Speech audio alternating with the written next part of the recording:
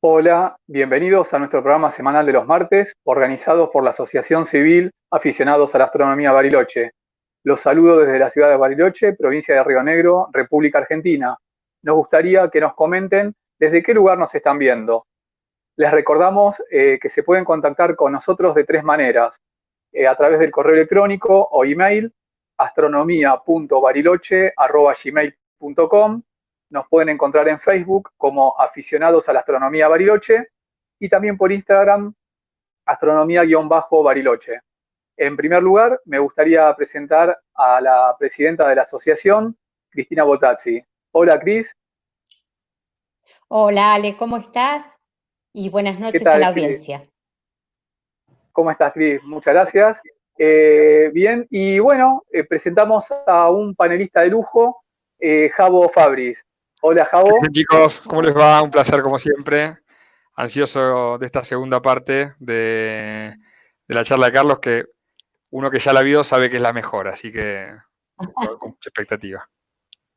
Es así, Javo, es así. Y además debemos agradecer a nuestro consocio Gustavo Espejo, integrante de la asociación, quien está en los controles. Hola, Gus. ¿Qué tal, chicos? ¿Cómo están todos? Saludos, saludos a la audiencia. Y bueno, como siempre, acá vamos a estar en los controles leyendo los mensajes que la gente vaya dejando. Bien, hoy nos acompaña Carlos Pasadore para dar la segunda charla de su apasionante carrera espacial. Carlos Pasadore es ingeniero aeronáutico, trabaja en el área espacial de INVAP, en Bariloche, y es aficionado a la astronomía. Y hoy nos va a contar cómo la carrera se vuelve frenética y es a todo o nada. Carlos, te Buenas cedo la noches. palabra. Buenas noches, Cristina, Javo, chicos. Muchas Hola, Carlos, ¿qué gracias. tal? Muchas gracias por todo. Gracias a toda la gente que se conecta para ver esta segunda parte. Espero que la primera parte haya resultado de interés. Entiendo que se dieron mucho contexto como para entender, digamos, por qué el hombre termina conquistando el espacio. Lamentablemente, no sé si lamentablemente, pero digamos, salió todo el riñón militar y de ahí se fueron derivando todas las cosas que conocemos como hitos científicos o de conquista del espacio. Así que bueno, retomamos para recordar un poquitito, paso a la última filmina que habíamos visto en la primera parte. A ver, un segundito, ahí.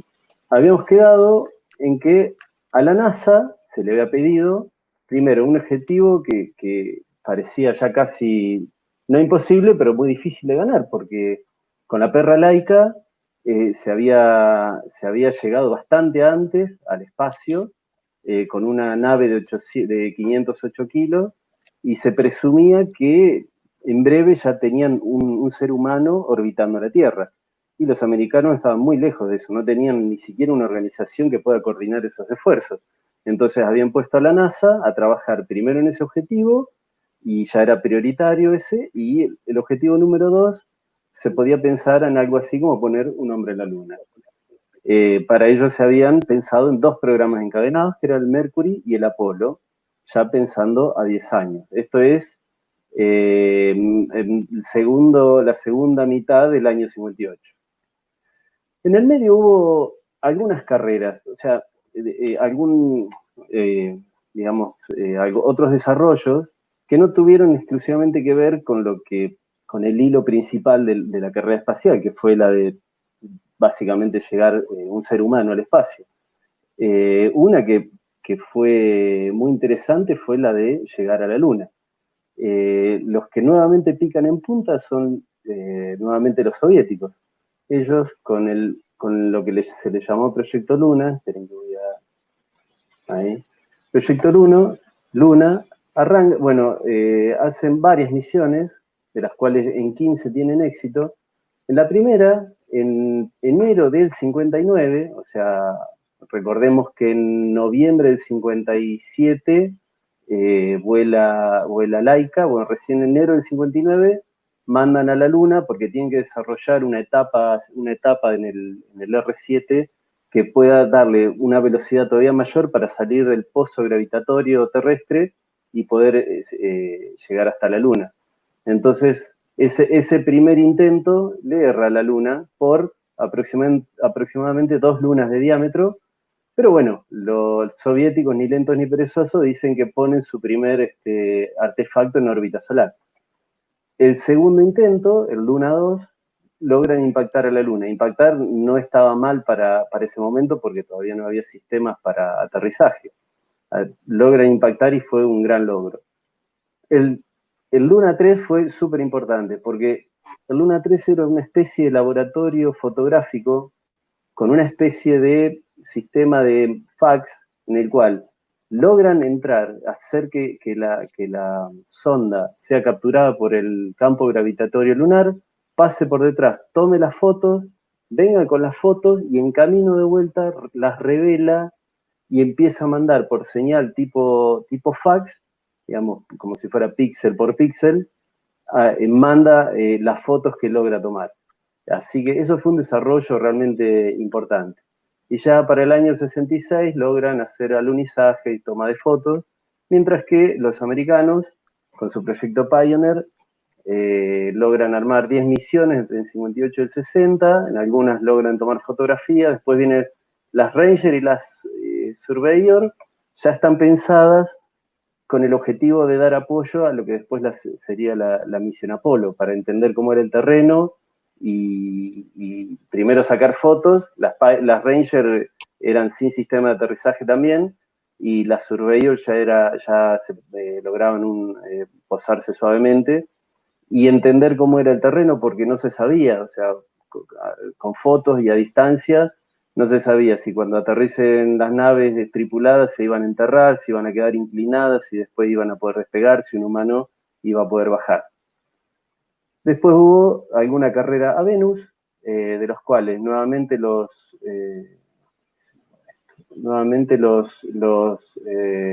soviéticos pican en punta, pero tienen muchas fallas.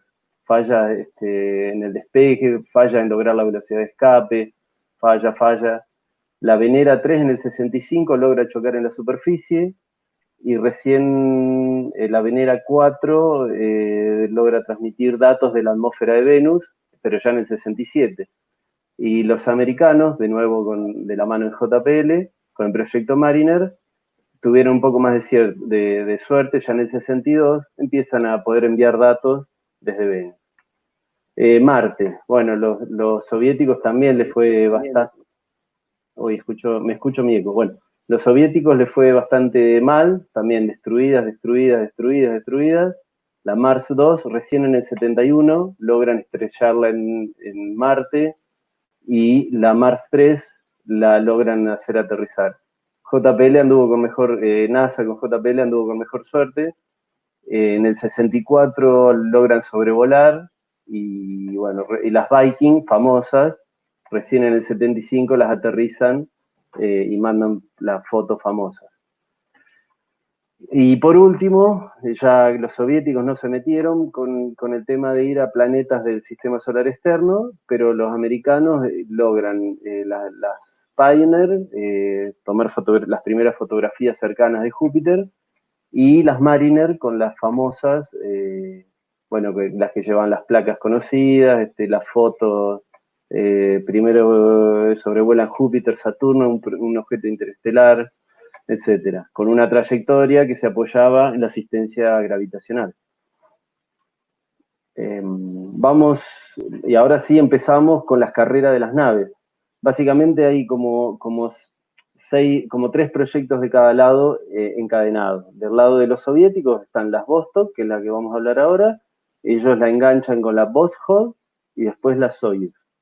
La Vostok, un poco la vimos el otro día, Javo tenía la maqueta ahí, pero más o menos se trata de el módulo de instrumentos, le llamaron ellos, que hoy sería el módulo de servicio, y la Yarik, que es la esferita, en la cual el astronauta, una vez que, digamos, completaba, que necesitaba, digamos, la última órbita, cuando reentra en la atmósfera, que es el TDU, que es el motor de frenado, se pone como marcha atrás, en el sentido de avance en el que viene, se pone marcha atrás, empuja durante unos 45 segundos, frena toda la nave, se corta, la nave tiene un sistema que se corta básicamente acá, digamos, se sueltan estas cintas metálicas que hay, tiene un sistema que las toma acá, las suelta y la esferita queda sola. Entonces viene el astronauta, reentra en la atmósfera, está protegida por un escudo térmico,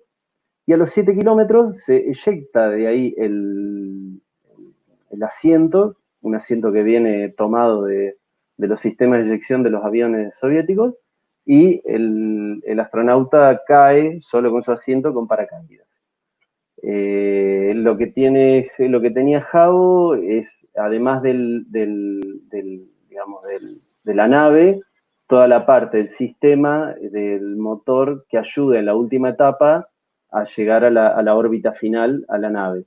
Y además tiene un carenado que lo hace salir de la atmósfera, a diferencia de la Mercury que vamos a ver después, que va al aire libre durante la salida de la nave.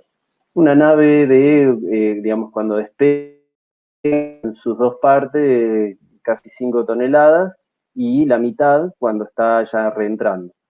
Los responsables de este diseño, si bien Tikhon Rabok, que trabajaba para Korolev, era el ideólogo, el ideólogo general, siempre con asistencia de Korolev, pero los ingenieros principales que trabajaban para él eran Feoktistov y Bushyev.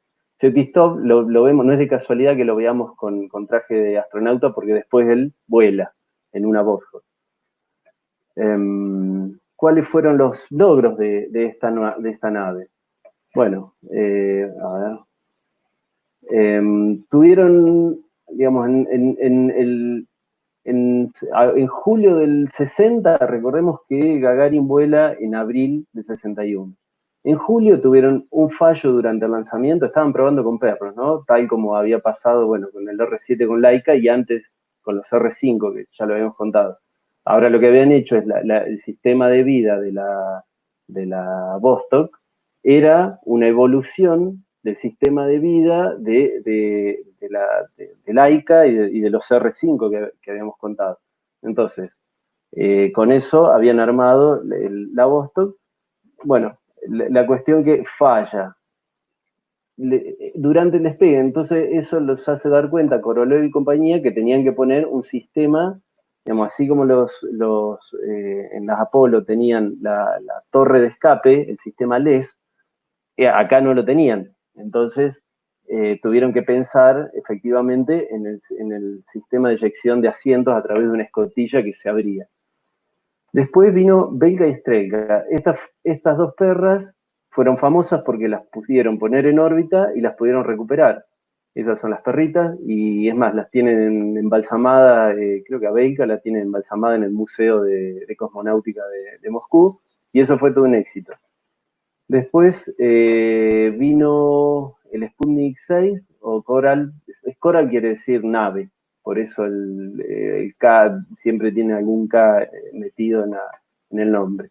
Tuvieron un fallo en el cual, cuando la fueron a sacar de órbita, no iba a caer en territorio soviético, y la hicieron explotar para que no sea capturada por los espías. Así que mueren casi terminando la misión, pobre. Luego, otro fallo más, que si mal no recuerdo, fue un problema de cómo orientar el motor para frenarse. Si el motor no se lograba orientar bien por los sensores que tenían, la nave podía incluso ponerse en una órbita más alta de la que venía.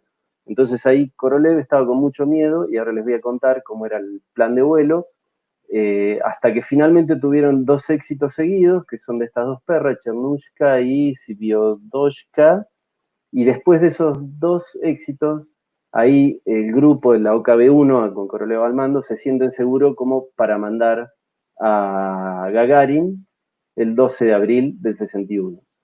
Dio una vuelta completa, el vuelo fue de 108 minutos a 327 kilómetros de altura. Por supuesto, esto lo pone absolutamente contento a la cúpula soviética, y lo complica al que en ese momento ya era presidente, que era Kennedy, que después vamos a entrar en detalles cómo era la cosa. Unos meses después vuela Germán Titov. La proeza de esto es que supera las 24 horas. Superar 24 horas de vuelo no es fácil. Y acá no sé si se ve esta imagen, para que se den una idea, estos eran los recolectores de residuos humanos masculino y después el desarrollo para el femenino. O sea que no era fácil ser astronauta y estar volando un día entero ahí adentro de esa esferita. No había baño, no había nada, la comida era horrible porque eran unos tubos de comida que la verdad que no los hacía un gourmet. Y la pasó mal Germán Titov, porque al partir de la vuelta 5 o 6 se empezó a sentir realmente mal, a pesar de que tenía un estado físico el mejor de todos los astronautas que había, nunca había sufrido problemas de mareo ni nada en todas las pruebas que había tenido en tierra, pero se empezó a poner muy mal, estuvo a punto de hacerle abortar la misión, pero bueno, se las aguantó, logró hacer algunas pruebas, dormir, etcétera, y bueno, logró terminar las 24 horas en órbita. Después, prácticamente un año después, logran poner en órbita 2 naves a la vez. Lanzan una y al otro día lanzan la otra. Y eso fue otro problema para los americanos, porque le daba 2 datos malos para ellos. Primero, que tenían 2 rampas de lanzamiento. Eso no es poco. Y segundo, que podían tener la capacidad, porque lo que habían hecho era volar información, o sea, se despegan una, al otro día despegan la otra y vuelan en formación. En formación no es que van pegaditas, van a unos kilómetros de distancia, que en el espacio no es poco, pero ya daba la idea que podían estar haciendo maniobras de intercepción de satélites. Y eso desde el punto de vista militar no estaba muy bueno, que digamos, que tengan esa capacidad los soviéticos. Y el último vuelo de las Vostok es con una mujer como navegante, que fue Valentina Tereshkova. Así que metieron varios goles ahí los soviéticos. ¿Cómo fue la vuelta al mundo de Gagarin? Bueno, Gagarin fue elegido entre 19 astronautas, era una familia de campesinos, así que era como que, bueno, acá un chico que salió de la nada, miren, de repente es un héroe nacional, que ahora lo vamos a ver. Los 2 que habían llegado a la final eran, junto con Tito, era él y Titov, que fue el que hizo el segundo vuelo, y Yuri, digamos, en algún momento pasó por el filtro político de, bueno, a ver quién iba, o estaban los 2 por igual, a ver quién va, y bueno, hubo una sugerencia de, bueno, que vaya Yuri, que era más simpático, más centrador, el otro era con una personalidad más ruda. Despega de Tyuratam, que ahora se llama Baikonur, pero lo renombraron Baikonur para despistar a los espías, pero es Tyuratam, acá, despega en este sentido, y no es que la nave va haciendo que traza esta S, sino que esto se hace porque al dibujarlo plano al mapa, queda ese trazado, pero si uno este mapa lo cierra en una esfera, eso es una órbita inclinada con respecto a la Tierra, pero es un anillo, está en un plano. Entonces, bueno, él despega, sale cruzando el territorio ruso de toda Siberia, pasa por arriba de Kamchatka, cruza todo el Pacífico, pasa por el sur nuestro, prácticamente por la puntita de la Antártida, y acá tienen que encender el TDU, que era el motor que les conté que Korolev no estaba muy confiado porque le había fallado en la orientación. Entonces, la verdad que la pasó muy mal Korolev, tenía mucho miedo de perder al astronauta, hasta el momento que Yuri avisa que se logra encender el TDU y que se estaba frenando. Cuando se enciende el TDU, acá ya se sale de su órbita, de mantener su órbita, y es donde empieza a caer. Toda esta trayectoria es la caída. El motor enciende unos 45 segundos y una vez que se corta, se desprende el módulo de instrumentos y ya la esfera va cayendo sola. Pero había un problema de diseño porque si bien el sistema de liberación funcionaba bien, los cables de alimentación de combustible o de electricidad que venían desde el módulo no se cortaban fácil. No fue ni la primera ni la última vez que pasó varias veces. Entonces Yuri venía un poco asustado pero no venía aterrorizado. Sabía o entendía o le habían dicho de que podía llegar a pasar y que bueno, que lo más probable que salga todo bien, que eso se cortaba, se liberaba y listo. Así que logró reentrar y caer en la zona de Saratov. Y bueno, fue encontrado, con lo primero que se encontró, hay una linda historia que se encuentra con una campesina con su hija que primero se asustan y dice, soy soviético, soy astronauta, vengo del espacio, hasta que más o menos entendieron de qué estaban hablando y ahí termina la historia del vuelo. Yuri termina siendo un ídolo, obviamente nacional, pero resulta ser un arma propagandística increíble. Lo sacan a visitar todos los países con los que pudo codearse la Unión Soviética. Y bueno, como decíamos, representaba el viaje del héroe, había sido un vencedor de la vida en un sistema comunista que, según los americanos, no daba para eso, pero bueno, es como que a él lo ponían en esa situación. Para la Unión Soviética esto era como una muestra de una superioridad científica y que, digamos, ya no estaba en la pelea tan militar, sino en una contienda más pacífica y más orientada a lo científico. ¿Cómo era el R-7 que venimos hablando desde el Sputnik? Digamos, esta era la versión que habíamos dicho que un mes y medio antes del Sputnik había ido con una cabeza de guerra.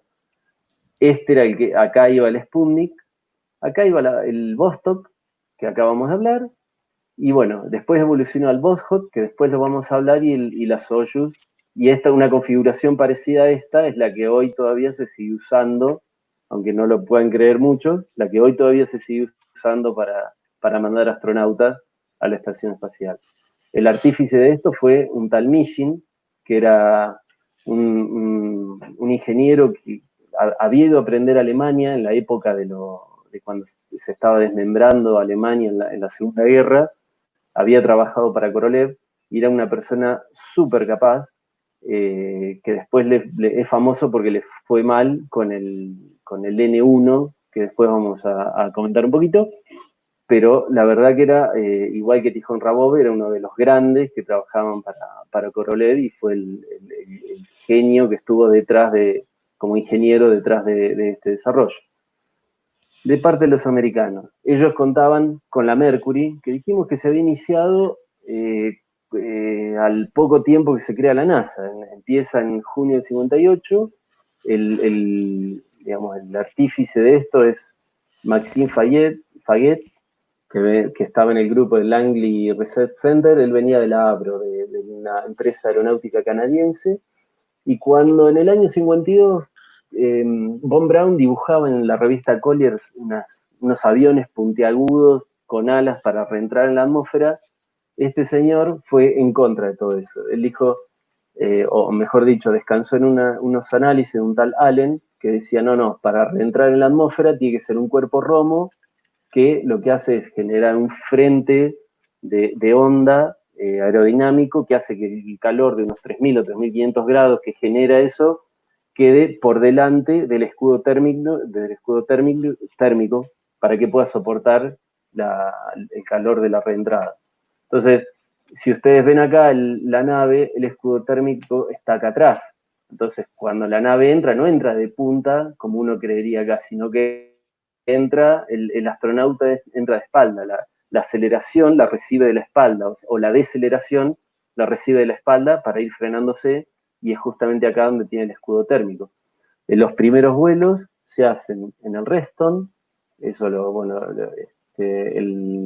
Reston, el mismo o la misma, digamos, basado en el mismo Reston con el que se había tirado el Explorer en enero del 58, pero lo primero que se logra son vuelos suborbitales, porque el Reston de empuje no llega, comparado con el R-7, a ponerlo en órbita. Recién más tarde, usando un cohete Atlas de la Fuerza Aérea, logran los vuelos orbitales. Es una nave bastante más chica, y después la vamos a comparar. La otra la Vostok pesaba casi 5 toneladas, y 2,5 toneladas de reentrada. Y los astronautas decían que no la pilotaban, sino que se la ponían a la Mercury. Era medio Fiat 600 más o menos. A diferencia de del programa por ahí de los soviéticos, estos tenían unos objetivos, básicamente los objetivos de la Mercury era, bien claros, colocar en órbita una nave tripulada alrededor de la Tierra, investigar las capacidades humanas en el espacio y poder recuperar un ser humano y su nave. Si bien comparten el primero y el tercero, obviamente con los soviéticos, porque estaba claro que es el mismo objetivo, pero esto de investigar las capacidades humanas del espacio, en el caso de los americanos, tenía un plus, porque ellos le estaban pidiendo a los astronautas que puedan hacer ciertas maniobras, o sea, que puedan hacer girar derecha, izquierda, arriba, abajo y en el eje, en el eje longitudinal, que puedan mover la nave. Entonces, eso no lo podía hacer la nave, la Vostok. Era todo automática. Y esto tenía una connotación a futuro, porque les iba a permitir sobre eso avanzar a cosas nuevas en un macroplan, que era eventualmente el de llegar a la Luna, que era lo que le había pedido el amigo Eisenhower de entrada a la NASA. Entonces, ¿qué pasó con las Mercury? Bueno, el primer intento fue un fracaso, al estilo Vanguard. El cohete despega 10 centímetros, vuelve a caer en la rampa, por suerte queda parado, no explota, y sale el sistema de eyección, el que debía despegar a la cápsula, sale disparado, pero se olvida la cápsula, hasta ahí un papelón. Y para completar se disparan los paracaídas y quedan colgados al costado del cohete, y nadie sabía qué hacer, si ir al cohete, pues estaba cargado de combustible y presurizado, si dejarlo, hasta pensaron en dispararle para liberar la presión de los tanques y poder acercarse, así que no supieron qué hacer, al final no hicieron nada, dejaron que se descarguen las baterías y esperaron, a riesgo de que venga viento y con el paracaídas tire el cohete y lo haga incendiarse o explotar. Así que fue medio un papelón. Pero bueno, después tuvieron una serie de éxitos con el chimpancé Ham de fin de enero. Recordemos, siempre la fecha de referencia la estoy tomando, lo del vuelo de Gagarin el 12 de abril del 61. Bueno, estamos en enero del 61 y vuelan un chimpancé para probar, digamos, equivalente a los perros de los soviéticos. El vuelo sale bien, salvo porque el motor del Reston corta, digamos, está un par de segundos más empujando del tiempo que esperaban. Era un error que, si bien parece sonso, pero logró que el vuelo sea más largo, tanto más largo que el mono cae a una distancia que era más difícil de ir a recuperarlo y casi se les muere el mono. Entonces, eso le da miedo a Von Braun y pide una misión en el medio para volver a testear ese motor. La cuestión que en este vuelo, que debería haber volado seguramente Shepard, hacen ese vuelo de prueba no tripulado. Es exitoso, anda todo bien, entonces dice, bueno, el 5 de mayo vamos a lanzar nuestro primer astronauta en nuestro primer vuelo suborbital. Recordemos que Gagarin hizo un vuelo orbital. Esto era suborbital, ahora lo vamos a contar. Pero fíjense la historia, 5 de mayo, se le pasó 20 días, en el medio cayó Gagarin. Obviamente los soviéticos sabían, de hecho, el primer Mercury, digamos, cuando se empieza a imaginar el plan para el Mercury debía ser lanzado más o menos por esta fecha, por el 31 de, o sea, por enero del 61, y se le fue retrasando, lo mismo que pasa con los soviéticos. Pero se le retrasa a los dos más o menos por igual, cosa que suele pasar, y por unos días, por 20 días, le gana Gagarin a Alan Shepard. Después de eso, Grissom vuelve a hacer un vuelo suborbital con un Reston, y después, casi un año después, empiezan a probar ya sobre los cohetes Atlas, y ahí vuela John Glenn, recién por primera vez de parte de los americanos, 10 meses después, logra hacer un vuelo orbital. Bueno, este era el vuelo que hizo Shepard. en la cápsula Mercury, despega con un Reston desde Cabo Cañaveral, hace 15 minutos de... no sé por qué no puedo fijar esto. Hace unos 15 minutos en total de vuelo, de los cuales 5 minutos son en ingravidez. 190 millas náuticas, 300 kilómetros de distancia y unos 160, 170 de altura. La verdad que se lo ve medio corto, entonces el amigo Khrushchev les dice, hicieron un salto de pulga. Este es un tema no menor, los americanos y el tamaño, a ellos les gusta alardear con el tema del tamaño. Bueno, así estaban las cosas en esta época. No sé si se logra ver, pero digamos, el R7 tenía energía química acumulada para mucho más, para un vuelo mucho más largo, de más potencia o de más altura, como lo quieren usar, comparado con el Reston que tenían los americanos. Y acá vemos las cápsulas que tenían. Como tenían tanta potencia disponible con este aparato, ellos podían darse el lujo, los soviéticos, de poner una nave bastante más grande que la que tenían los americanos. Bueno, acá se ve la torre de escape que tenían, de las que venía hablando. Como podrán ver, digamos, no parece ilógico lo que decían los americanos, que a la Mercury yo me la tengo que poner. Y, digamos, hasta acá viene un poco el resumen de cómo viene el partido. O sea, si enganchamos la primer charla con esta, uno puede ver un poco la historia de lo que vino pasando.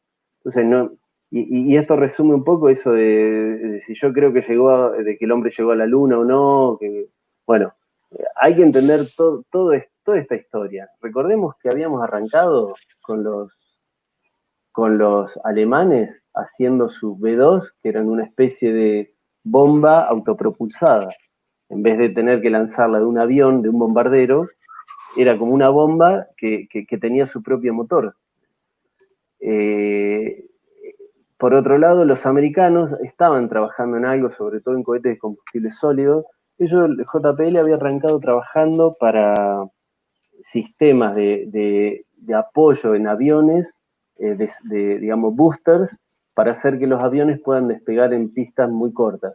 Entonces desarrollaban unos cohetes que se los pegaban a los aviones y al momento de despegar los encendían y le daban una velocidad inicial mayor. Por otro lado estaba la estructura de la NACA, que era una estructura aeronáutica creada en 1915, una estructura de apoyo, de desarrollo científico para apoyar a la industria aeronáutica. Y la evolución de esto es que cuando termina la guerra, Peenemünde es capturada, Von Braun se deja capturar por los americanos y se va a trabajar para allá. Y por otro lado, el grupo de Korolev, más otro grupo que venía de trabajar en Peenemünde, que era Grotrup, se van a hacer los desarrollos a la Unión Soviética. Von Braun, junto con JPL, desarrollan el Explorer y el grupo de Korolev desarrolla el Sputnik, que llega primero. Y por el lado de los Estados Unidos, entonces, cuando se las ve fea Eisenhower, crea la NASA. Le sugieren montarse sobre la estructura de NACA, agrupar varias instituciones que había dando vueltas y haciendo sus investigaciones, más el grupo de Von Braun, que era el APMA, que era la agencia de misiles balísticos, y con todo eso se aglutina la NASA y se crea el programa para investigar y desarrollar toda la tecnología para poner un hombre en órbita. Por el lado de Korolev, llegan a ser, los Sputnik, ¿cómo se llaman? Las sondas a la Luna, las sondas a Venus, las sondas a Marte, y finalmente logran que Gagarin, por esas cosas de la vida, llegue primero a ponerse en órbita, y al poco tiempo a los 20 días llegó Shepard con un vuelo suborbital. Si les parece, podríamos hacer una pequeña pausa y después ya seguimos con los siguientes proyectos. Perfecto, Carlos, sí, la verdad es que es un buen momento y de paso, Dale. bueno, comentamos quiénes nos están viendo, Bueno, ¿les parece? Bueno, nos saludan, te saludan Dale. Rubén Kalmbach desde San Martín de los Andes, Lauti Facu, que como que te transmite fuerzas, dice vamos, pasa. Después Miriam Villanueva desde Azul, Valentina Puyol, saludos de 25, mirá. supongo yo debe ser 25 de mayo. Sí. Patricia Hernández desde 25 de mayo, Guillermo Catorquio y familia. Y mirá. después, bueno, justo estaba leyendo, Primo. dice Guillermo Catorquio y familia, ahí está. Y después, bueno, Cristian D'Angelo, saludos desde Tandil. Y bueno, desde Bariloche, por supuesto. Vamos a una pausa, no sé, ¿les parece? Dale. Vamos a una pausa. Dale, perfecto.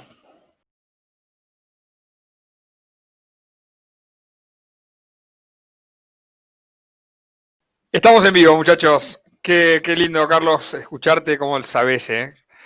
Yo a veces me da como una envidia y te pregunto una guachada, en realidad es, ¿sabés todo eso sin el PowerPoint adelante? No, mi memoria es frágil. Si me vas preguntando me voy acordando, pero sin el PowerPoint No, es increíble. No, es una broma porque yo con Carlos he hablado del tema un montón de veces y por ahí no se acuerda, como dice él, algún dato, pero tiene en la cabeza el orden de los factores y sabe cada detalle de cada aeronave que nos mostró y nos contó. Y de hecho a mí me ha ayudado, me ha dado bastante también data, a veces sobre las maquetas que a mí me gusta armar, porque como dijimos la otra vez cuando mostré las maquetas, me parece que la maqueta también te termina como de enseñar y de mostrar. Y hay una parte que mostraste, que contaste, yo te juro que estoy a punto de agarrar un Dremel y cortarla esta maqueta y hacerla funcional y separarle este último tramo que me pareció simpático dejarlo, ahora lo odio, quiero que se separe la Vostok sola, pero estos sunchos, estos flejes que sostienen a la esfera, ¿sí? Que sostienen también a la esfera junto, por supuesto, con todas sus esferas, con sus aires comprimidos para mantener la vitalidad del habitáculo, ¿no? En la parte superior hay una pieza que se desengancha y suelta como si fuera un portaequipaje que se le suelta algo mal armado. Es muy, muy rudimentario el sistema y deja esta esfera suelta que es la que hace el reingreso. Yo la pregunta que te iba a hacer, esa esfera reingresando en la atmósfera, ¿cómo controlan que no gire alocadamente y que básicamente el astronauta no se pegue una mareada importante? Lo que tiene esa esfera, digamos, el concepto de Korolev fue hagamos lo más simple posible. Y lo más simple posible en cuanto a forma es una esfera, porque desde el punto de vista termoelástico, esto es, por el calor generado que no genere tensiones que puedan romper la esfera, o que puedan romper la forma que sea, bueno, vamos con la esfera. La esfera está toda cubierta de material ablativo, que era amianto, telas de amianto con resina, todo alrededor. Pero lo que tiene la esfera es que el centro de gravedad estaba tirado más para el lado de la espalda del astronauta. No sé si me explico. Si vos tirás cualquier forma, digamos, un dardo, digamos el efecto dardo, vos tenés el centro de gravedad tirado para adelante y toda la resistencia aerodinámica atrás. Esto era algo parecido. Entonces, cuando reentraba automáticamente y por aerodinámica propia, la esfera se iba a poner con el astronauta de espalda, que era donde tenía el escudo térmico más grueso. Eso no era un control activo, era un control pasivo. Como esos muñecos que les pegás y se vuelven a parar. Pero no por un efecto aerodinámico como por ahí la cápsula más moderna del Apolo, ya vas a hablar, pero mostrando acá la maqueta. Espera que saco el sistema el LES, el sistema de eyección. Pero esta forma más normal, que estamos más acostumbrados, vamos a decirlo, hace su reingreso en parte por el peso, pero entiendo también en parte por la forma. ¿no? Sí, es una cuestión aerodinámica. es una cuestión aerodinámica, pero que los motores tienen control dinámico, porque la vienen haciendo girar para que lo vayan rotando el escudo térmico y a la vez, digamos, por el centro de gravedad desplazado que tenían, lo podían generar un poquito de sustentación como para guiar el lugar donde querían reentrar. De hecho, lo tuvieron que usar al menos una vez para esquivar una tormenta en una zona que se les iba a complicar para ir a rescatarlos en el medio del Pacífico. Perfecto. Era un poquito más complicado el tema de las Mercury, Gemini y Apolo. Acá Korolev, él tenía que llegar primero con el hombre al espacio, entonces dijo, hagamos lo más simple posible. A Tikhon Rabol le dice, usá parte de lo que sabés del objeto D, hacé una esfera que sea lo más simple posible, no le metamos nada raro, esto va sin control, y de hecho llevaba el sistema de eyección porque la última fase la hacía el tipo en un asiento eyectable de un avión prácticamente. Claro, claro. Bueno, Carlos, era solamente esta parte para que la gente se vuelva a conectar. Ahora sí, continúa con la charla donde la dejaste, como para que nos cuentes todo lo que falta. Bien, ha hecho el resumen entonces de cómo venían los rusos aprovechando bastante bien el conocimiento de los alemanes. Los soviéticos le habían sacado una amplia ventaja a los americanos. Y acá viene, a partir de este momento, un impacto grande. 20 días después de Shepard, el que mete el último gol gana todo, y acá es donde entra el juego Kennedy. Kennedy había asumido en el 20 de enero del 61. De nuevo, la fecha, tener en mente la fecha de Gagarin del 12 de abril. ¿En qué condiciones entra o qué le viene pasando en los primeros meses de gobierno de Kennedy, cuyo vicepresidente era Lyndon Johnson, que ya habíamos hablado en la parte 1 de en qué andaba Lyndon Johnson, con la parte de la ciencia, el desarrollo espacial y eventualmente un Pearl Harbor que se les podía venir encima. Cuanto a hitos espaciales, lo acabamos de ver, venían perdiendo por goleada, lo mismo en la parte en la carrera armamentística. Gagarin les acaba de pasar casi por encima el 12 de abril. En cuanto a política exterior, habían perdido China, había quedado en manos de los soviéticos, estaban colaborando, los chinos estaban empezando a desarrollar, gracias a una colaboración con la OKB-1 de Korolev, sus primeros misiles intercontinentales. Cuba la habían perdido en el 59, y Bahía Cochinos, que había sido una operación armada por la CIA y Eisenhower, la terminan ejecutando 2 o 3 días después del vuelo de Gagarin, y les va mal. En 2 días los sacan corriendo de Cuba, y encima los descubren enseguida de que los mismos americanos habían armado esa operación, así que venía realmente mal en cuanto a política exterior. Tenían la guerra de Vietnam en curso, que venía bastante flojo de apoyo en el pueblo americano, y se estaba hablando de hacer el muro de Berlín. Internamente venía con disturbios raciales, y Nikita encima venía ganando puntos, había hecho una visita a Estados Unidos, había entrado como perdedor a Estados Unidos de visita y terminó saliendo como ganador, le había ido bastante bien, así que estaba bastante vapuleado.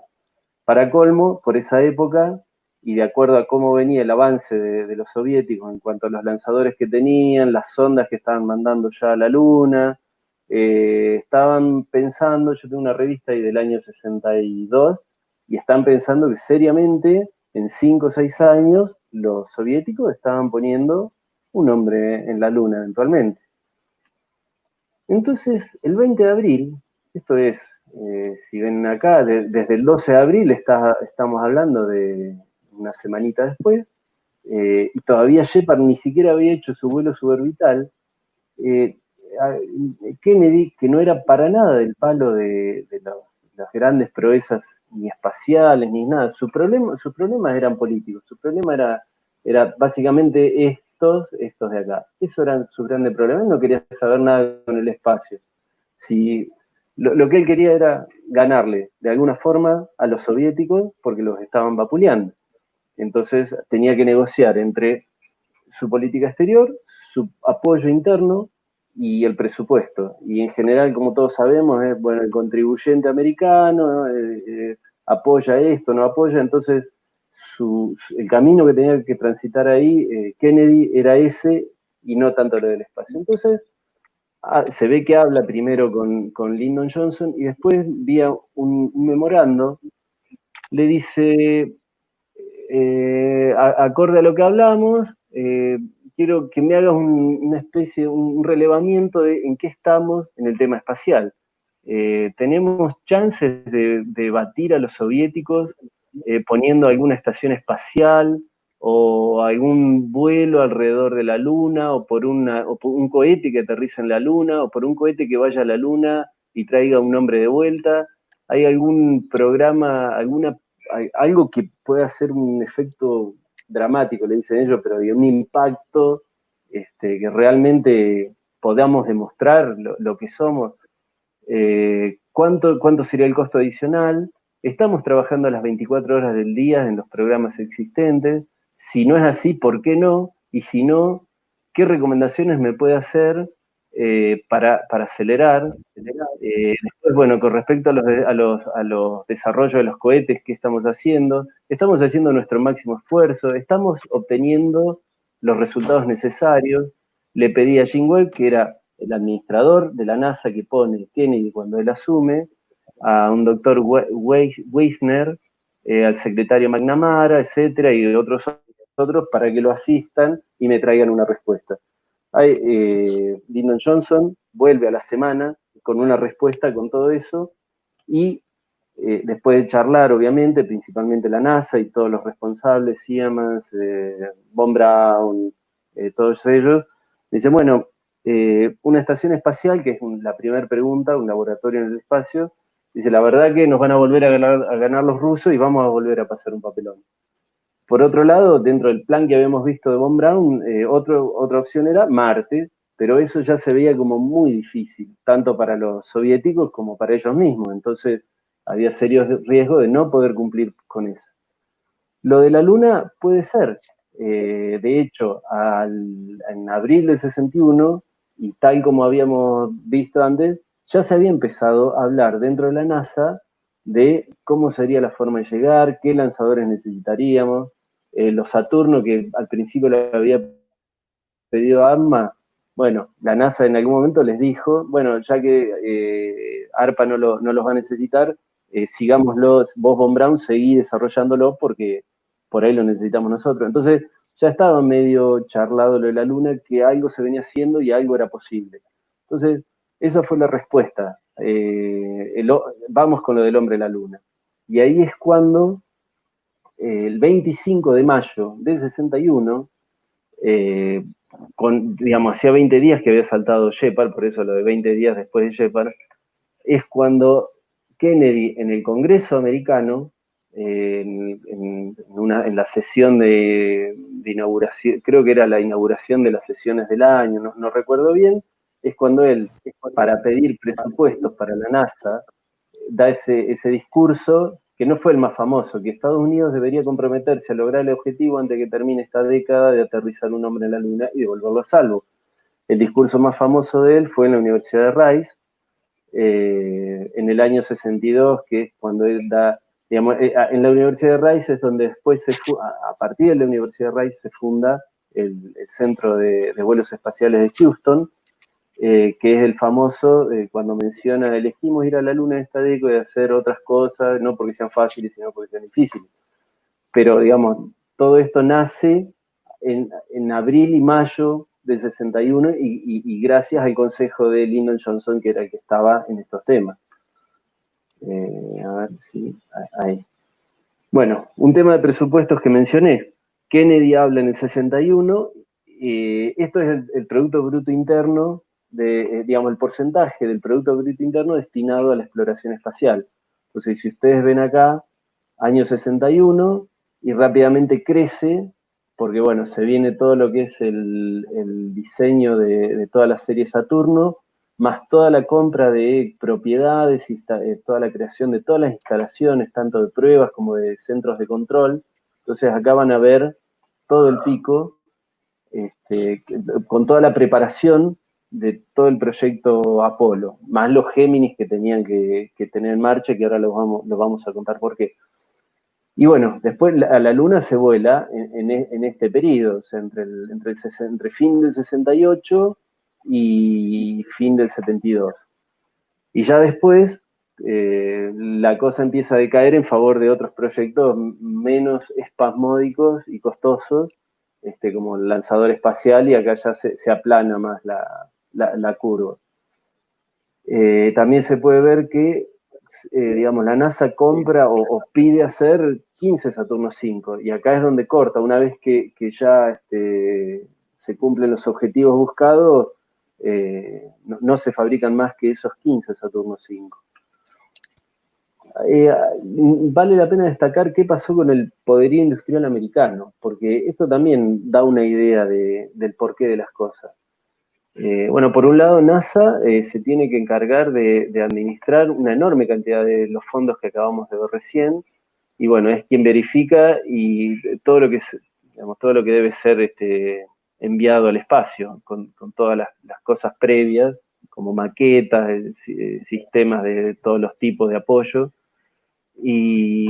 Pero, digamos, todas las cosas mayormente son hechas por una industria americana, que en ese momento ya era el poderío industrial más grande del mundo, y que no nace tampoco de un repollo. O sea, cuando fue la Segunda Guerra Mundial, pasó lo mismo. Cuando fue el Proyecto Manhattan, pasó lo mismo.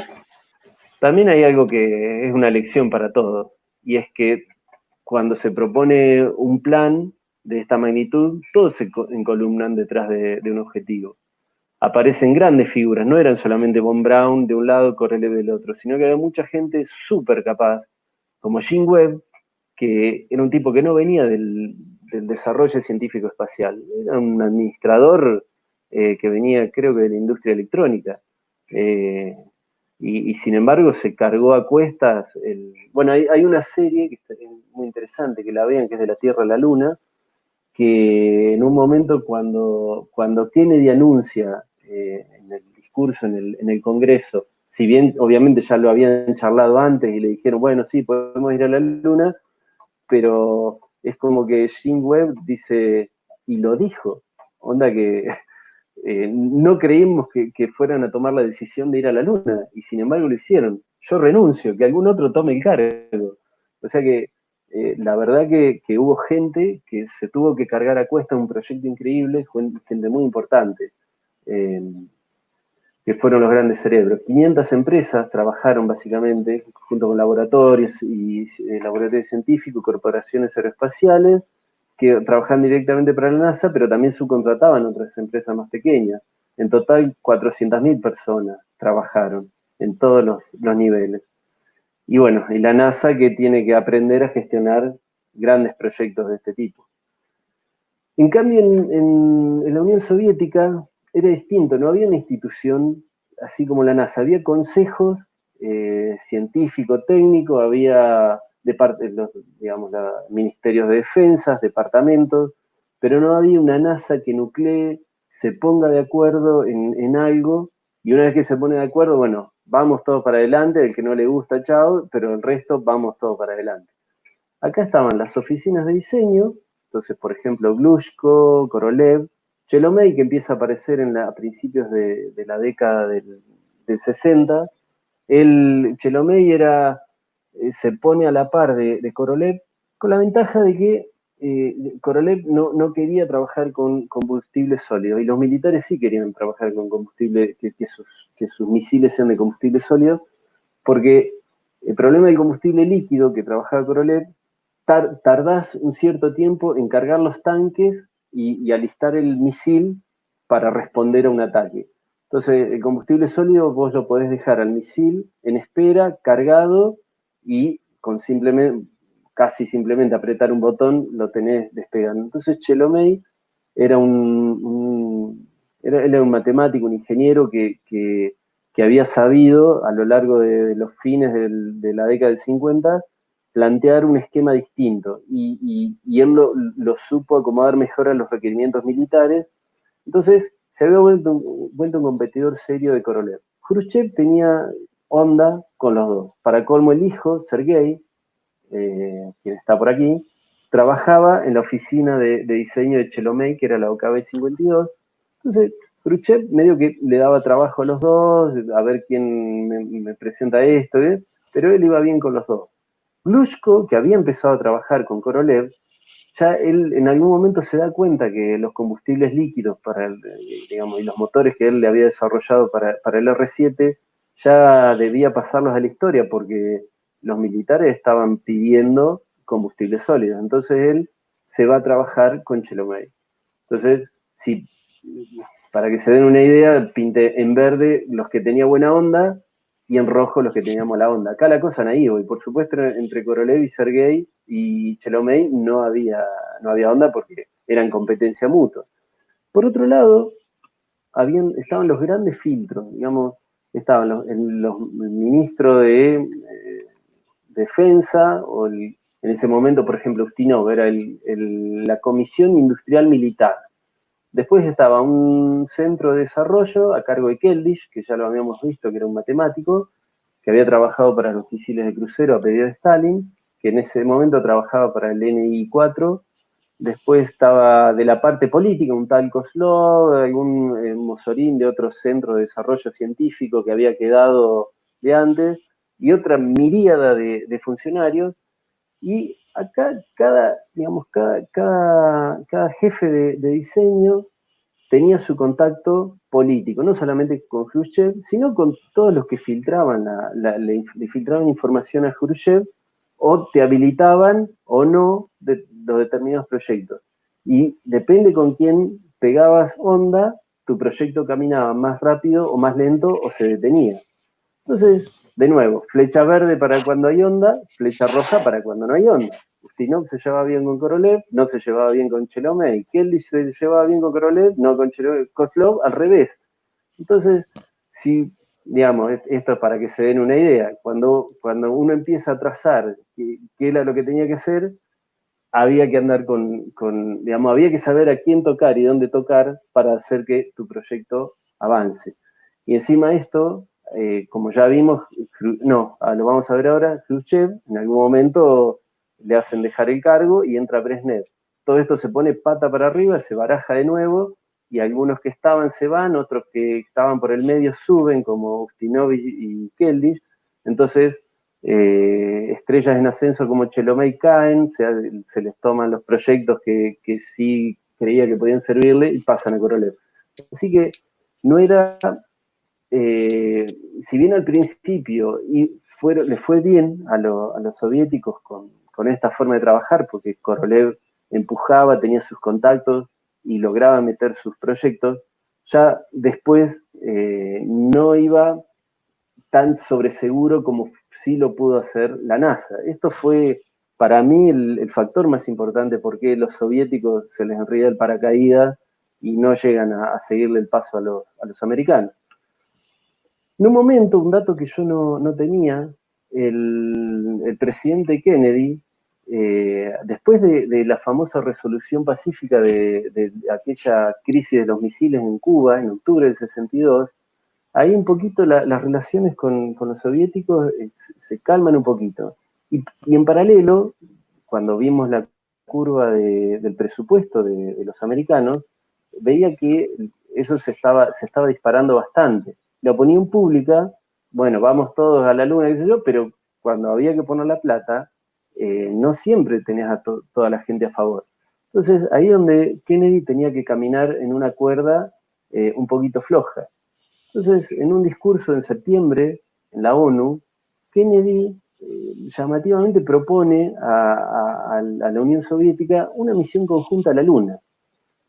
Bueno, quedan todos atónitos, el embajador soviético no dice nada, y Washington, digamos, el Congreso no sabe muy bien cómo responder.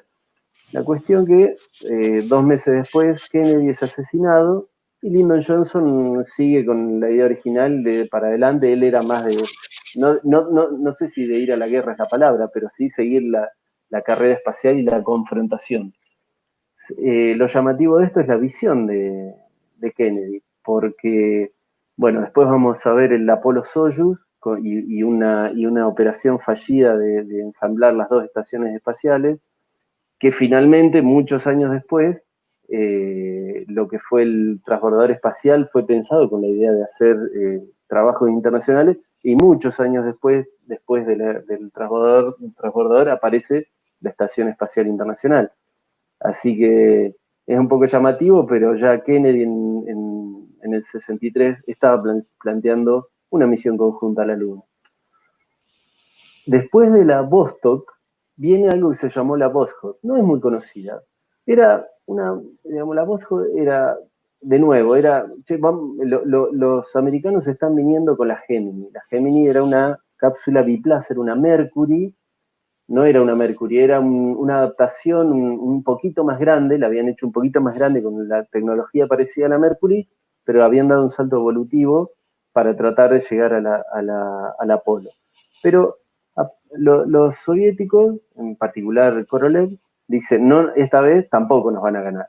Así que vamos a hacer, si la Gemini va a ser biplaza, nosotros vamos a adaptar una Vostok para que vayan 3 astronautas, y lo vamos a alargar antes. Así que sobre la misma estructura meten a 3 personas, lo cual era un poco más pesada, las dimensiones son las mismas, pero era un poquito más pesada. La otra pesaba 4 toneladas 800, esta 5,700, pero tenía un gran problema, era súper insegura, porque por el mismo tamaño, para meter 3 personas, lo tenían que meter sin el traje presurizado, lo cual era un punto de inseguridad bastante grande. No tenía un paracaídas de seguridad, no tenía torre de escape, por un problema también de tamaño y peso, y no podían poner los asientos eyectores en caso de algún problema. La cuestión que con esta nave hacen su primer vuelo tripulado en octubre del 65 con 3 astronautas, y en el segundo vuelo logran meter una adaptación que es un tubo inflable, el cual usaban con una doble esclusa para liberar la presión interna y conectarse con el vacío y que un astronauta pueda salir. Y era una esclusa inflable. Estos son los 2 vuelos, más uno de prueba. Hacen 3 vuelos, de los cuales está el que yo les comenté, que estaba con traje de astronauta y que había diseñado para Tikhon Rabov, el ingeniero Feoktistov había diseñado la Vostok, esta misma. Hicieron algunas pruebas, y en el segundo vuelo hace la primer caminata espacial gracias a esa estructura inflable, que es esa esclusa doble que habían puesto, donde Leonov es el que sale, pero pongo éxito parcial porque al momento de entrar, cuando uno infla un traje con la presión interna, a determinada presión dentro de la cápsula, si uno lo manda al espacio y le saca esa presión de la cápsula y queda al vacío, el traje quiere, el aire que uno tiene rodeando su cuerpo, intenta llenar más volumen. Entonces el traje se le infla. Y cuando quiere entrar de nuevo por las esclusas, casi no lo logra. Lo que tuvo que hacer es abrir válvulas que tenía de descompresión, bajarse a la presión mínima que podía soportar su cuerpo, casi al filo de la muerte, y ahí sí pudo, con ayuda de Belayev, que estaba adentro, pudieron volver a entrar, cerrar las esclusas, y después tuvieron problemas de nuevo del desacople del módulo de servicio, aterrizaron fuera del sitio que lo esperaban y estuvieron varias horas de noche al frío que casi mueren. Y para colmo, al día siguiente que aterriza la Voskhod 1, ahí es cuando cambia el gobierno y se va Khrushchev y entra Brezhnev, que no estaba tan convencido de esta carrera espacial. Así que después vamos a ver un poquito cuál es el impacto político en todo esto. De parte de los americanos, el segundo proyecto, dijimos en que empalma la Mercury con la Apollo, había estado a cargo de un tal Jim Chamberlain, aunque el Max Faget de la Mercury seguía por ahí metiendo la nariz, pero bueno, estaba a cargo de estas personas, Jim Chamberlain, Mueller y un tal Virgil Grissom, que había sido el segundo en volar, y que después, como era muy chiquito y él trató de diseñarla para su tamaño, después a todos los demás la Gemini les quedaba medio chico, así que tuvieron que arrancar de nuevo. Si ustedes la ven, no es muy distinta de aspecto a la Mercury, solo que ahora tiene 2 astronautas y tiene todo un módulo atrás bastante grande que no es casual, porque tiene que llevar provisiones de todo tipo, sobre todo de atmósfera y electricidad, para hacer vuelos largos, porque este era el proyecto en el que se iban a empezar a probar muchas tecnologías necesarias para después la Apolo, y además entrenar a los astronautas para diferentes actividades. Esto se lanzaba de un lanzador, de un misil intercontinental que era el Titan II, era una evolución posterior de mediados de los 60. Bueno, esto es ya en marzo del 65, hacen los primeros vuelos tripulados, y cómo se amplían respecto de la... Empiezan a tener que testear la resistencia humana para vuelos de larga duración. 2 semanas no es casual, porque es lo mínimo que tarda, no lo mínimo eran 10 días para ir a la Luna. Entonces llegaron a probar hasta 2 semanas. Tenían que empezar a probar el tema de trabajar, dormir y hacer salidas extravehiculares. Tenían que probar el acoplamiento de órbita, porque la misión Apolo implicaba eso. Tenían que empezar a poder controlar la forma en que hacían la reentrada, la trayectoria, y empezar a ver si aumentaban el plazo en el espacio, a ver cuál era el efecto que generaba en el cuerpo humano. Tuvieron aproximadamente unas 1000 horas de vuelo en estas naves. Las Géminis, en general, estuvieron todas exitosas, y vamos a ver por acá que los 3 astronautas que llegaron primero a la Luna, como Neil Armstrong, y luego en la segunda, Michael Collins y Aldrin, todos estuvieron entrenados en este proyecto. Y acá está un poquito un resumen de esa idea de que en la NASA, digamos, primero había que discutir bien a fondo y ponerse de acuerdo para poder encolumnarnos todos en una forma de hacer las cosas. Entonces, un ejemplo fue, ¿cómo hacemos para llegar a la Luna? Lo primero que se plantea es, digamos, lo que uno se imaginaría después de leer Julio Verne, por ejemplo, es, bueno, hacemos un tiro, un disparo y llegamos directo a la Luna con toda la nave. Lo cierto es que eso no es muy rendidor. Entonces, se discutieron varias formas, hubo varias comisiones a lo largo del tiempo. Esto lo quiero resaltar porque siempre se habla de John Hubble como responsable de haber convencido a los popes de la NASA de que la única forma de llegar a la Luna era a través de cómo se hizo, que lo vamos a contar después, usando 2 naves o una nave que se separaba en 2. Lo cierto es que ya se venía discutiendo de antes, y fíjense los años, 1958, 1960, o sea, no es algo que nació de un repollo, o se le corrió a John Hubble y listo, y vamos con eso. Se hicieron varias comisiones, varias discusiones, hasta que todos se pusieron de acuerdo, lo logran convencer a los principales de la NASA, de vuelos tripulados, que después lo convencen a Von Braun, porque él no comulgaba con esa opción. Después al final lo termina felicitando a John Hubble, porque era como si fuera uno de un trabajador como yo en INVAP, que trata de convencerlo al gerente de algo, y bueno, esta persona lo logra, pero porque había mucho background atrás.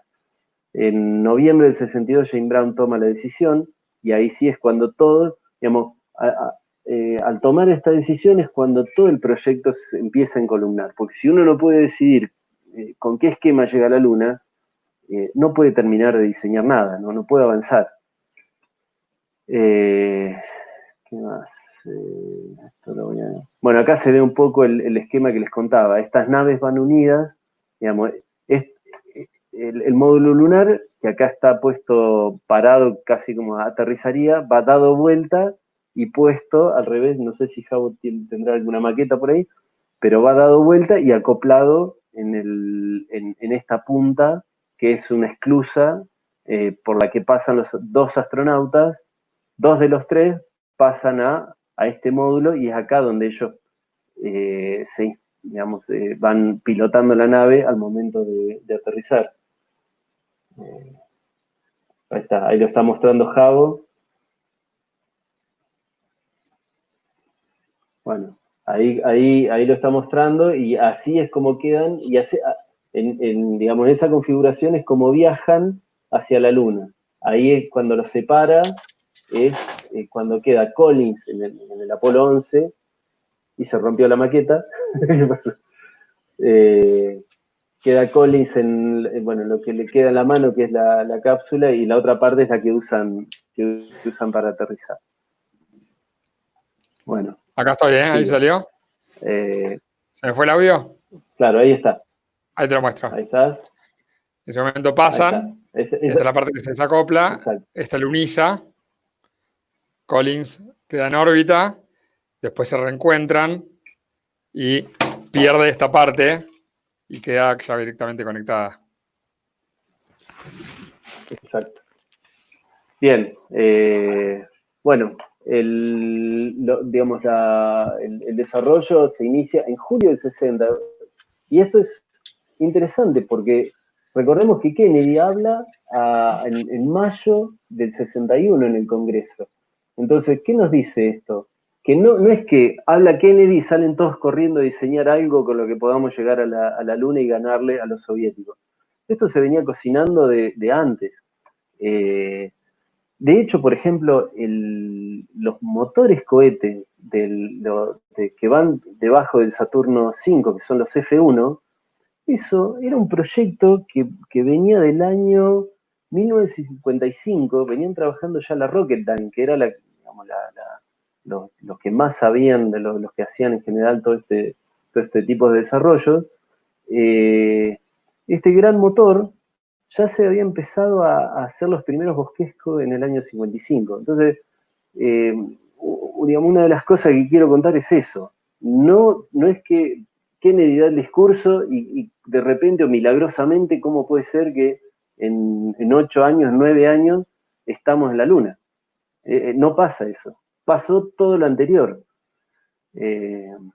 Primer vuelo no tripulado 66, primer vuelo tripulado octubre del 68, y ahora vamos a ver el de diciembre del 68, qué es lo que pasa. Esta nave, como dijimos, lleva 3 astronautas, de las cuales solo 2 alunizan. Lo fabrican dos empresas diferentes. La North American Aviation fabrica esta parte y la Grumman Aircraft, ambos previos fabricantes de aviones de la Segunda Guerra Mundial, fabrica el módulo lunar y el trabajo de la NASA ahí es hacer que esto se pueda juntar de alguna forma. Y todo esto se tiene que juntar con el Saturno V porque el cohete, y ahí va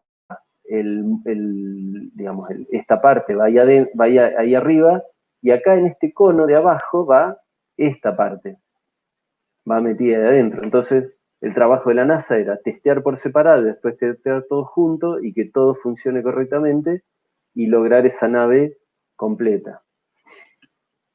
Los programas americanos se desarrollaron así.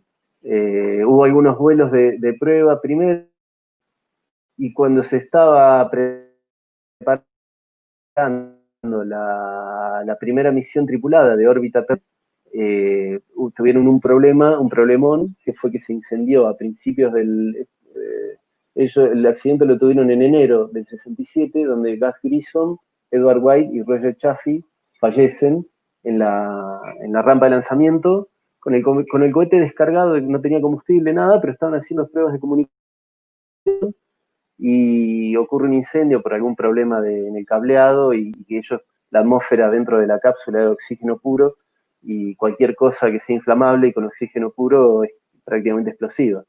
Así que ahí tuvieron la primer muerte de astronautas, digamos, por una prueba relacionada con esto, con un desarrollo. No fue en vuelo, pero fue una tragedia. Y después, un hito importante fue el Apolo 8.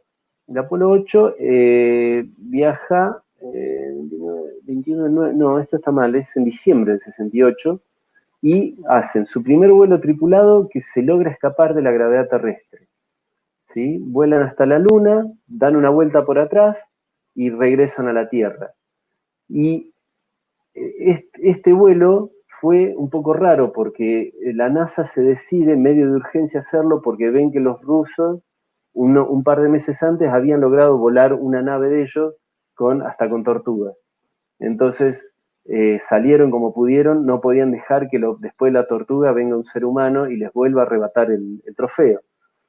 Y ya después hicieron un par de vuelos más de prueba, que fueron Apolo 9, Apolo 10 vuelven a ir a la Luna, pero ya con un módulo lunar que lo logran separar, y con el módulo lunar bajan hasta 15 kilómetros de altura por sobre la superficie lunar. Ese fue el último vuelo antes del Apolo 11. En el Apolo 11, ya en julio del 69, logran el primer descenso y la primera salida extravehicular con, ¿cómo se llama? Armstrong y Aldrin, y bueno, Collins, que queda orbitando. Apolo 13, bueno, hay que ver la película, tuvieron un problema con una explosión de unos tanques de oxígeno, y así que ellos no bajan a la Luna, pero bueno, llegan, en total llegan 12 astronautas a pisar la Luna y hacer sus exploraciones. Claramente la primera fue de índole más política que científica. Digamos, lo más importante ahí era, creo yo, ¿no?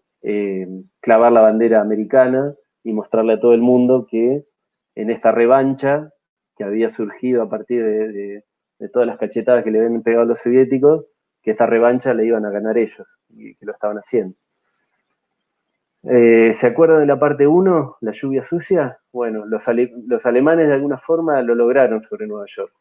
Cuando hacen su gira, los astronautas ensucian todo Nueva York, no de la forma que lo pretendían aquellos alemanes, pero de una forma un poquito más pintoresca.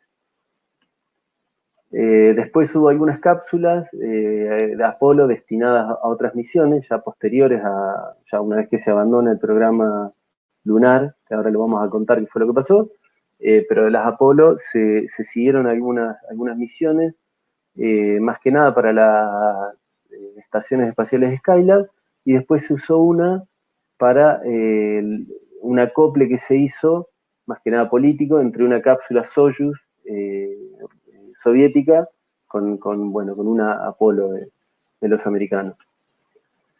Y esto es un poco la evolución esta es la que más le gusta a Javo. Desde las B2, ahí está Von Braun, Javo, mira, ahí está paradito Von Braun. Desde las B2, que medían casi 15 metros de altura, ahí está. Desde las B2... Ahí estoy haciendo una Apolo Soyuz totalmente fuera de escala, ¿no? Claro. Por perspectiva más o menos queda por ahí. Ahí está. A ver si lo logro. Ahí. Igual después la vamos a ver, guardale un cachito que ahí seguimos. Perfecto. Partiendo de la B2 y pasando por el Reston de Von Braun, bueno, estos son los de la Fuerza Aérea, estos no, digamos, comparativamente hacen a la carrera que estamos contando, pero de Von Braun se salta, tenemos que saltar, de acá, del Reston, tenemos que saltar a la serie de los Saturno, que es el Saturno 1, el Saturno 1B y el famoso Saturno 5. Y acá sigue Von Braun paradito para que tengan una escala del monstruo que era el Saturno 5. En total medía 110 metros de altura y tenía un peso de unas 3.500 toneladas. Por comparación, imaginemos un camión cargado andará en las 60 toneladas. Entonces, la verdad que era un pedazo de monstruo realmente difícil de imaginarlo, saliendo y despegando y saliendo de la atmósfera. Del lado de los soviéticos, después de la Voskhod, empiezan a trabajar, digamos, la Soyuz en realidad empieza a trabajarse antes más o menos tempranamente, pero recién en el periodo del 67 es cuando empiezan a volar. Y si bien, digamos, el módulo de reentrada, el equivalente a lo que sería la Vostok, es solo esta parte, pero se le agrega un módulo orbital, porque, digamos, esta parte es muy chiquita, acá pueden ir hasta 3 astronautas, pero solo la usan para despegar y reentrar en la atmósfera. El escudo térmico lo tiene escondido acá. Tiene un módulo de instrumentos o módulo de servicio y este módulo orbital que la hace más grande. Para ello necesitaban que su R7 tenga una etapa intermedia más grande para poder llevar una masa más grande a las altitudes necesarias. Lamentablemente en el primer vuelo que lo tripula Komarov, se estrellan contra el piso, así que tuvo un inicio bastante negro, pero la verdad que después tuvieron una historia increíble de un buen resultado. En el medio fallece Korolev, tiene un problema de salud, y el que toma la dirección de la OKB-1 es Mishin, aquel gran ingeniero que habíamos contado antes. Lamentablemente, a pesar de ser un gran ingeniero, no era tan bueno administrando grandes cantidades de gente o proyectos, y no tenía quizás los contactos que tenía Korolev para aceitar sus proyectos y sus propuestas. La Soyuz tuvo el problema, bueno, como les decía, arranca a principios de los 60, la empiezan a pensar a principios de los 60, y como en las idas y vueltas políticas, en los requerimientos, si era militar, civil, no terminaba de definirse muy bien la cosa, entonces lo propone como una nave multipropósito. Entonces hay como 3 variantes. Una que es para órbita baja terrestre, una que se pensó para 2 tripulantes para un vuelo a la Luna, pero no para aterrizar, y una para sí aterrizar en la Luna. Entonces, digamos, la que esta llega hasta nuestros días es la de órbita baja terrestre, porque es la que después de un montón de evoluciones y actualizaciones de sistemas terminan usándose para levantar en la actualidad astronautas. De la que iba a llevar 2 tripulantes, se hicieron, algunas se perdieron, otras se lograron hacer llegar hasta la Luna, y las son 5, esta, que vuela en septiembre del 68, es la que de alguna manera apura al Apolo 8 que les conté. Esta era una nave que vuela a 1200 kilómetros sobre la Luna, pero es la que lleva, bueno, tortugas, insectos, semillas, plantas, y la logran hacer regresar. Imagínense, para los americanos, era el efecto Laika. Cuando largan a Laika con 500 y pico de kilos y un ser vivo encima, dicen, en breve están mandando un cosmonauta. Bueno, acá se le vuelven a levantar todas las alarmas a los americanos. Y la que era para aterrizar en la Luna queda cortada por fallos en el N1. El N1 era el cohete, si se quiere, el equivalente al Saturno V. Y tuvieron problemas serios de diseño que retrasaron tanto el programa que lo hicieron fracasar. Además, en el medio muere Korolev, que era el cerebro que estaba detrás de todo esto. Y acá resumimos un poco qué es lo que le pasó a los soviéticos.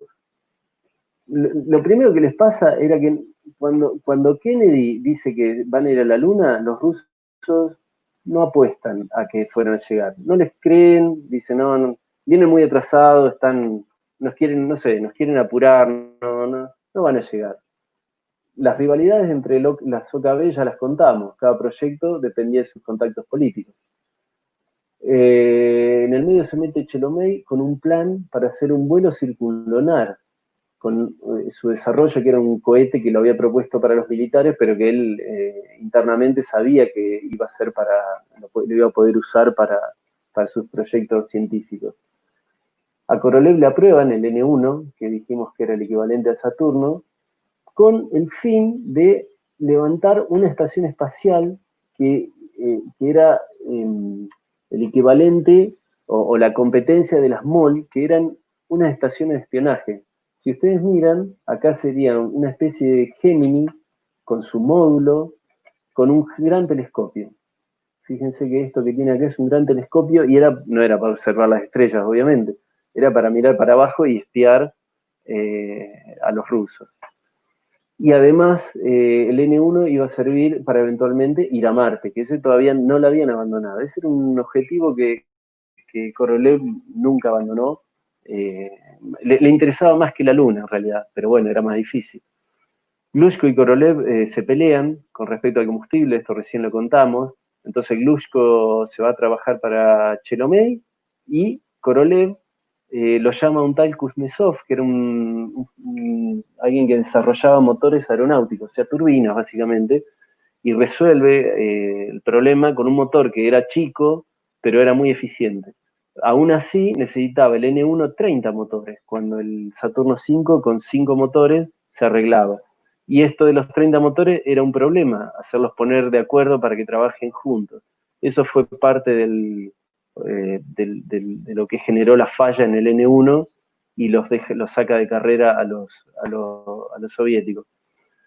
¿Cuándo aprueban fondos los soviéticos? En el 64, para poder ir a la Luna. En el 64 son 3 años después que los americanos, que empezaron a hablar en el 61 a partir del pedido de Kennedy en el Congreso. Y lo aprueban para 2 programas encima. Esto también es un gran problema, porque así como la NASA logra ponerse de acuerdo y hacer un programa y vamos con ese, los soviéticos aprueban el esquema de Chelomey y el esquema de Korolev.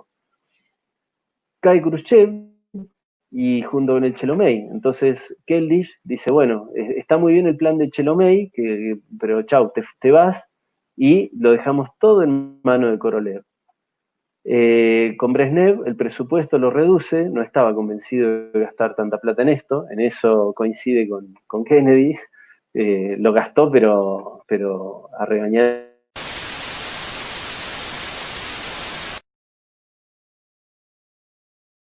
Gracias.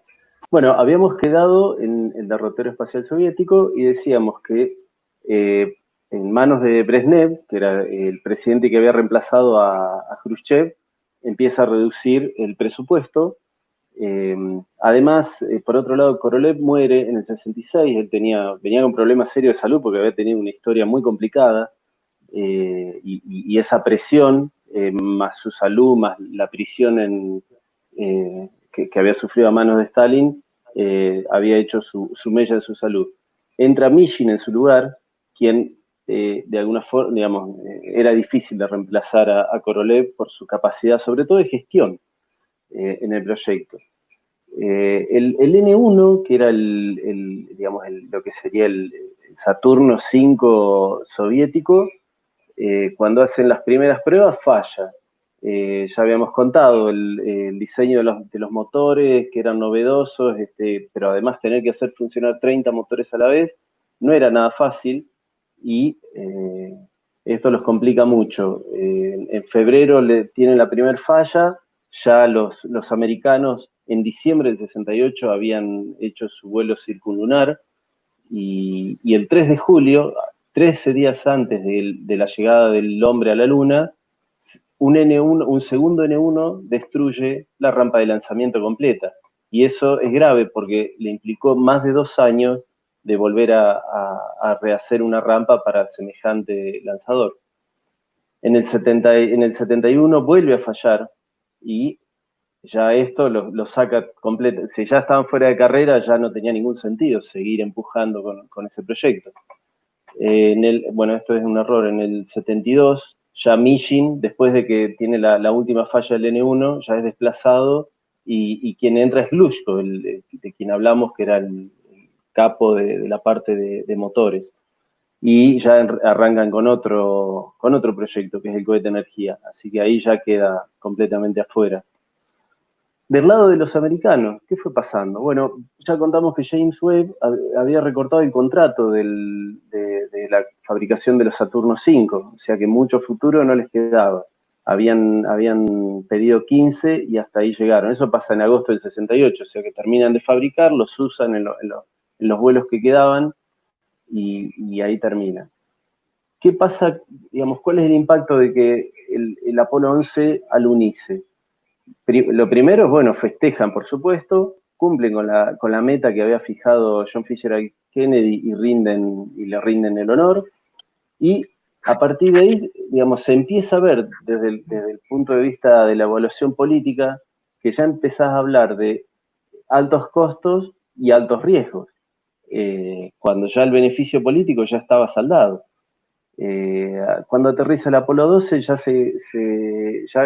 digamos, de los 20 Apolos que había programado, de los 20 hasta el Apolo 20, ya el último se cancela cuando aterriza el Apolo 12. Cuando tienen el problema del Apolo 13, sufren nuevamente recortes y se empiezan a cancelar el 19 y el 18. Y se agregan la posibilidad de las estaciones espaciales, el Skylab primero y luego otros 2 más. Por otro lado, empiezan los problemas presupuestarios. Ellos estaban con el problema de la guerra y ya Nixon, de presidente, pretende cancelar el 16 y el 17, no llegaron a cancelarlo, pero ya se empieza a notar que había un cambio de política. Nixon no quería ese tipo de proyectos. Para él era un proyecto que, bueno, era lo que contamos, atado a una guerra propagandística, atado a una carrera espacial, y ya eso no se pagaba por sí mismo. Entonces apuntó a otro tipo de cosas, y en eso se tradujo en el transbordador espacial. Y además vimos cómo fue la curva del PBI, o de la fracción de PBI destinada. Una vez que pasó todo el pico ese gigante que llegó a cerca del 4% del PBI, después la curva de presupuesto se aplanó bastante. Hubo un intento, no sé si se acuerdan de Kennedy, cuando en el 63 hace un intento de un alunizaje conjunto con los soviéticos. Hubo unos últimos intentos en el cual, esto fue durante el año 69, a partir de la idea de Kennedy, por un lado, la Unión Soviética, ellos nunca habían admitido su plan de llegar a la Luna. Entonces, mal podían admitir de que hagamos una misión, no había forma. Por el lado de los americanos, ellos tienen los recortes que recién mencionamos, pero a su vez necesitan mantener el interés de la opinión pública para poder seguir recibiendo presupuestos. Para hacer algo en conjunto, tenían diferencias de cómo se operaba cada nave. En el caso de los americanos, el principal problema es que usan oxígeno puro a baja presión y además tienen un sistema de acople diferente.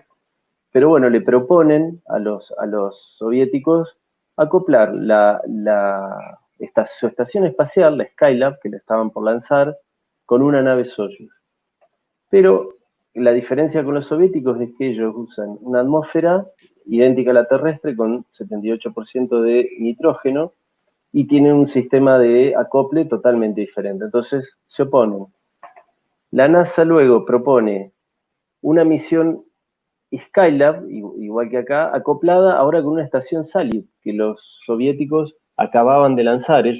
La Salyut venía de desarrollos de Chelomey.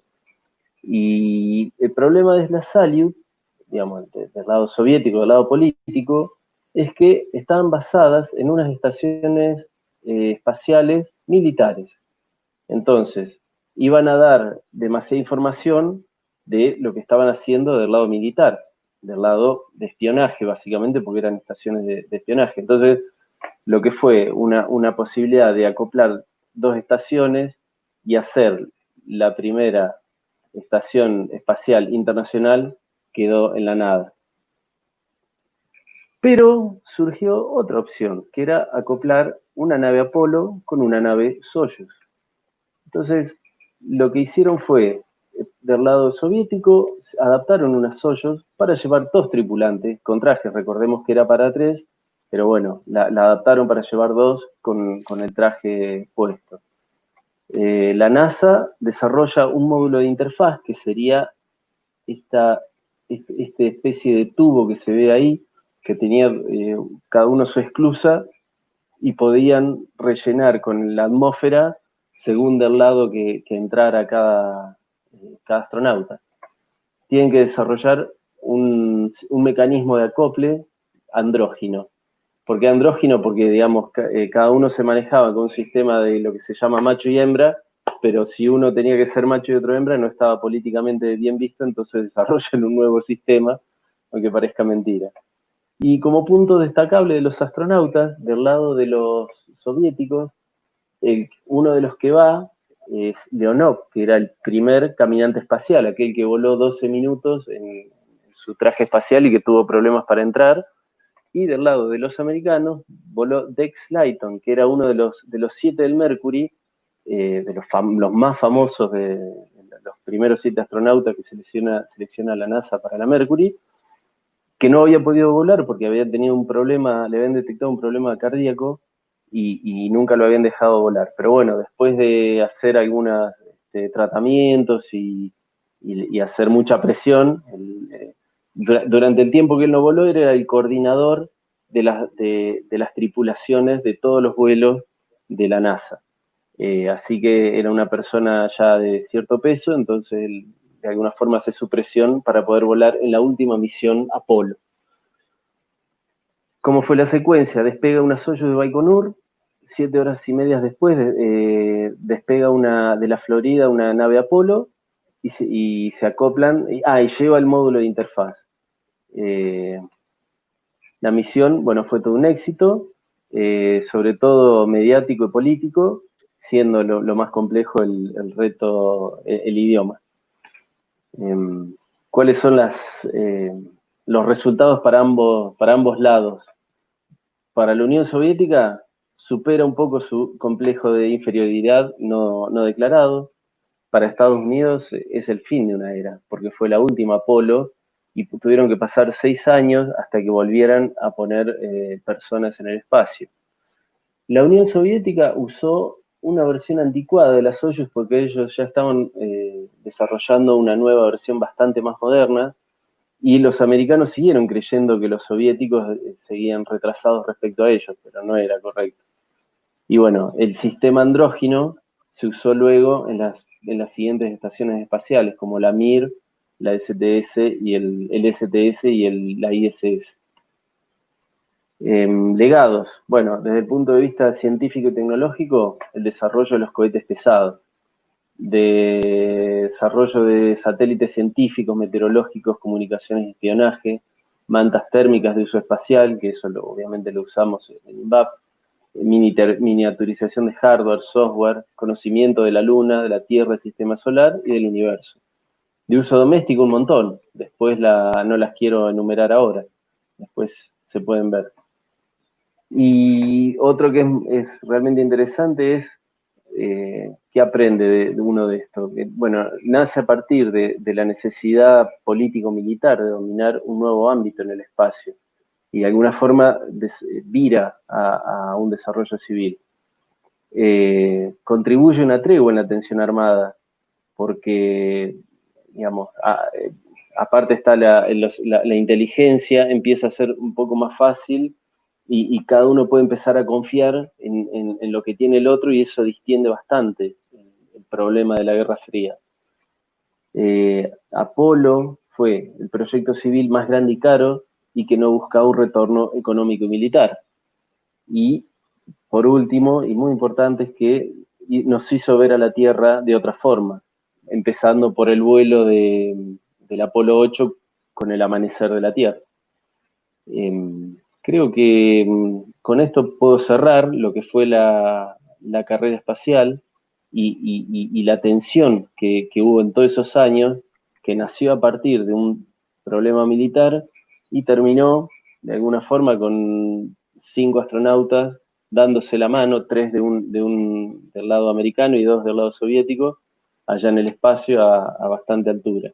A partir de ahí después, digamos, la historia cambió. La forma de llegar al espacio fue otra, y ni hablar en la actualidad, ¿no? Pero eso ya es otra materia a estudiar y vamos a ver si podemos encontrar a alguien que sepa más que yo de lo que pasó después de este momento y hasta acá y lo que va a pasar en el futuro.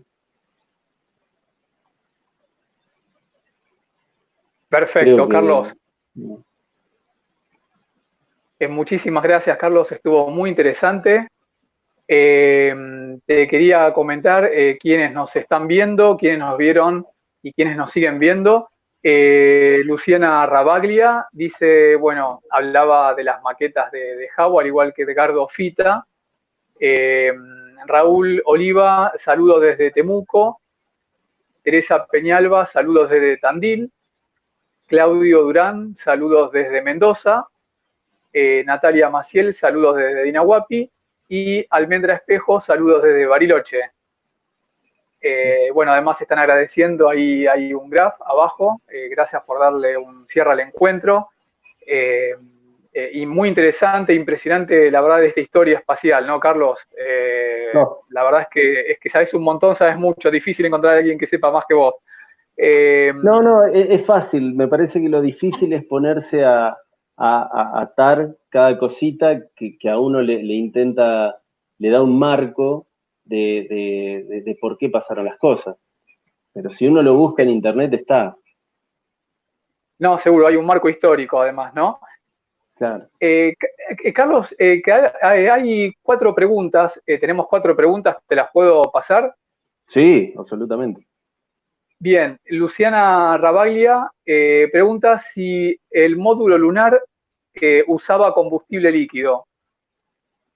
No, el módulo lunar lo que tenía eran combustibles hipergólicos, o sea, eran líquidos por el estado en el que está, pero, digamos, son hipergólicos, quiere decir, vos tenés un combustible y un comburente, lo inyectás en la cámara de combustión y por simple contacto eso se quema, explota. Eso era por simplicidad, porque no había que tener un encendedor, un chispero, por decirlo de alguna forma. Entonces, digamos, el criterio ahí era simplicidad de operación. Perfecto, claro, sí, no, lógico. Bien, después tenemos otra pregunta de nuestro colega Rubén Kalmbach, que creo que es de San Martín de los Andes. Pregunta si, en tu opinión, se viene una nueva carrera espacial entre Estados Unidos y China. Y mi opinión es poco válida, porque no es lo que estudié, no lo estoy siguiendo. Tengo un amigo que quiero convencer que dé una charla al respecto y cuente un poco qué es lo que viene. Aún así, a mí lo que me parece, y de hablar con mi amigo, es como que China no está imbuido, al menos todavía, en una carrera. Como que ellos siguen un plan. Ellos van pasito a pasito y están con que, bueno, llegaron al lado oculto de la Luna, con que piensan llevar en algún momento a seres humanos, pero los que sí están planteándose una carrera son los americanos. Ellos están viendo el tema de los recursos, de tercerizar, digamos, cosas quizás a cambio de recursos. Entonces, es como que esta vez no quieren quedarse atrás con respecto a los chinos, entonces se están planteando una carrera y no veo que eso esté reflejado del lado chino, tal como pasó hace 60 años, y lo contamos, en el cual sí había un espejo de un lado y de otro en una carrera en la cual estaban enfrentados. Me parece un poco distinto.